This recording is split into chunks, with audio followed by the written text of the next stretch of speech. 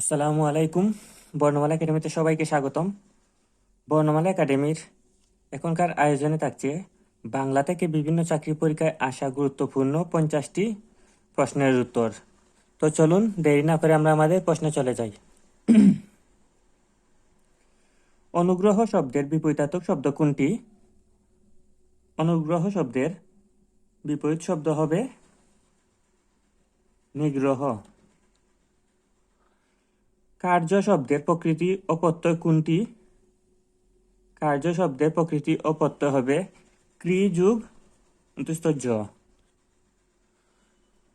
হরিণের চর্মকে এক কথায় কি বলে? হরিণের চর্মকে বলা হয় অজিন। পাঙ্গু শব্দের অর্থ কি? পাঙ্গু শব্দের অর্থ দীর্ঘকায়। ওড কি? ওড হচ্ছে কুরাস গান। গুফ খেজুরে বাগদাটির কি অর্থে ব্যবহৃত হয়?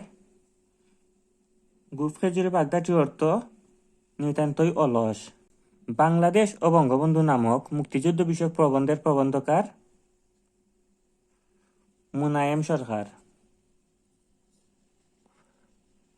1839 সালে ঈশ্বরচন্দ্র বিদ্যাসাগরকে বিদ্যাসাগর উপাধি দেয় সংস্কৃতি কলেজ। কোন ভাষা থেকে বাংলা ভাষার উদ্ভব হয়েছে বলে ডক্টর মুহাম্মদ শহীদুল্লাহ মনে করেন? গৌড় অপভ্রংশ। লোকসাহিত্য বলতে কোনটিকে বোঝায়? লোকসাহিত্য বলতে বোঝায় লোকের মুখে প্রচলিত ছড়া, গান, কাহিনী ইত্যাদি। সমাসবদ্ধ পদকে কি বলে? সমাসবদ্ধ পদকে বলা হয় সমস্ত পদ। অরণ্য এর লিঙ্গান্তর কোনটি?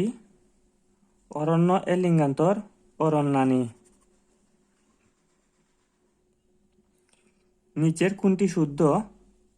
এখানে তিনটি শব্দের মধ্যে সদ্যজাত বানানটি অপশন গ শুদ্ধ। দন্ত স, দয় জফলা উকার, বর্গীয় জায়গায় যা ত। ব্যক্তি বুঝালে কোন সমাস হয়? ব্যক্তি বুঝালে হয় দ্বিতীয়া তৎপুরুষ। যে বিদ্যা লাভ করেছে তাকে এক কথায় বলে কৃতবিদ্য। অধিকরণ কারকের উদাহরণ কোনটি? এখানে অধিকরণ কারকের উদাহরণ হবে তিলে তৈল আছে।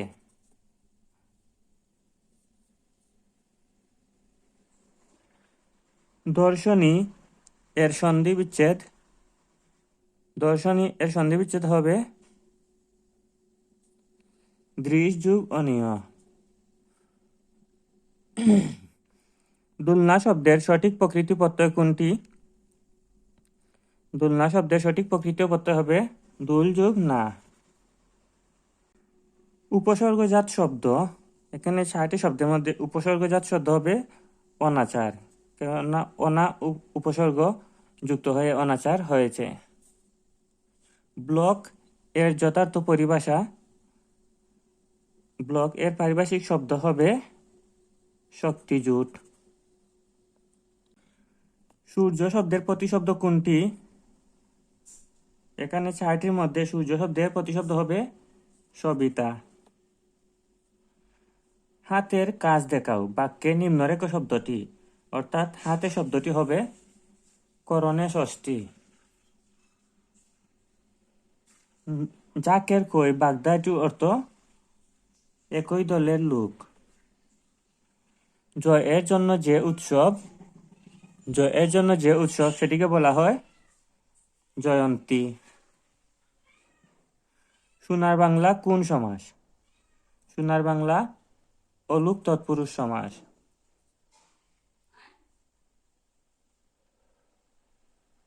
কোন বানানটি শুদ্ধ? এখানে 4টি বানানের মধ্যে দূষণীয় বানানটি শুদ্ধ আছে, বাকি 3টি অশুদ্ধ। বাঙ্গালা গেজেট পত্রিকার সম্পাদক ছিলেন গঙ্গা কিশোর ভট্টাচার্য। কীর্তনখোলা নাটকটির রচয়িতা কে? কীর্তনখোলা নাটকটির রচয়িতা সেলিম আল দীন। সুখের লাগিয়া এগর বাদিনু অনলে পুরিয়া গেল। এ উক্তিটি কার? এ উক্তিটি জ্ঞান দাসের। রবীন্দ্রনাথ ঠাকুরের ছদ্মনাম হলো বানুসিংহ ঠাকুর। কাকনিদ্রা বাগধারাটির অর্থ কি?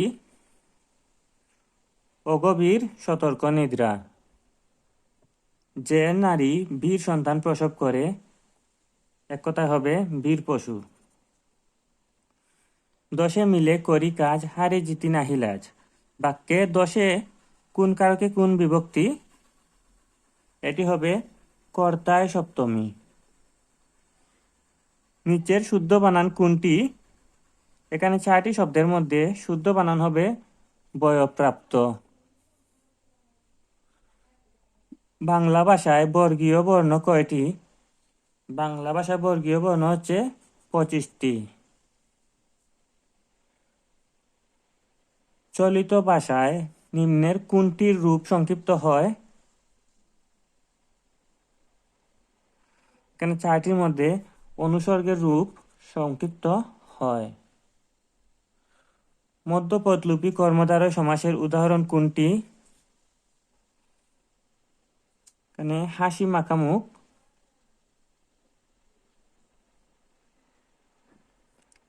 হাসি মুখ, এটি হবে মধ্যপদলোপী কর্মধারয় সমাস। ধর্ম শব্দটি কোন ভাষার শব্দ?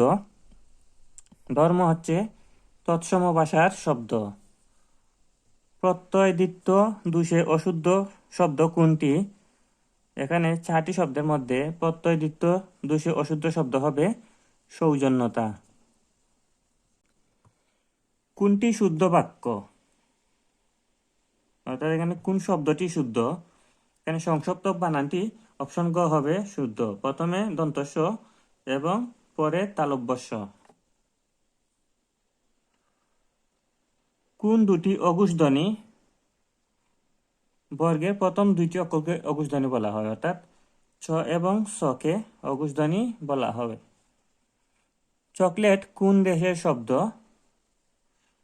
চকলেট হবে মেক্সিকো এর ভাষার শব্দ, অর্থাৎ মেক্সিকান ভাষার শব্দ। অদিতি শব্দের সমার্থক শব্দ নয় কোনটি? এখানে অদিতি মানে কিন্তু পৃথিবী, যার সমার্থক শব্দগুলো হলো পৃথিবী, ক্ষিতি ও অবনী। কিন্তু অর্ক অদ্বিতীয় সমার্থক শব্দ নয়, এটি হচ্ছে সূর্য এর সমার্থক শব্দ।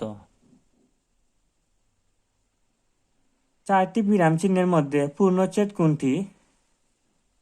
এখানে পূর্ণচ্ছেদ বলতে বোঝায় পুরো বিশ্রাম, অর্থাৎ যেটি ব্যবহার করলে পুরো বিশ্রাম নিতে হয়। এখানে দাঁড়িয়ে হচ্ছে পূর্ণচ্ছেদ বিরাম চিহ্ন।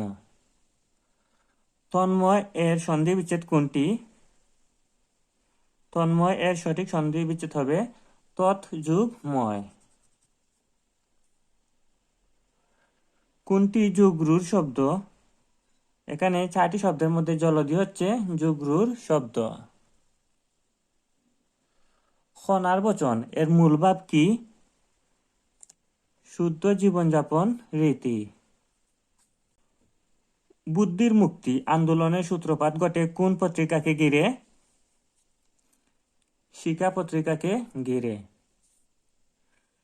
মধ্যযুগে বাংলা সাহিত্যের শ্রেষ্ঠ মুসলিম কবি কে? মধ্যযুগে বাংলা সাহিত্যের শ্রেষ্ঠ মুসলিম কবি হচ্ছেন আলাউল। মহুয়া পালাটির রচয়িতা দিজ কানাই। তো এই ছিল বাংলা থেকে বিভিন্ন চাকরি পরীক্ষায় আসা 50টি গুরুত্বপূর্ণ প্রশ্ন। এই 50টি প্রশ্ন থেকে আগামীতে বিভিন্ন চাকরি পরীক্ষায় কমন পাওয়ার সম্ভাবনা খুবই বেশি। তো ভিডিওটি বারবার দেখে এই 50টি প্রশ্ন মুখস্থ করে নিন। ভিডিওটি কেমন লাগলো তো অবশ্যই কমেন্ট করে জানাতে ভুলবেন না।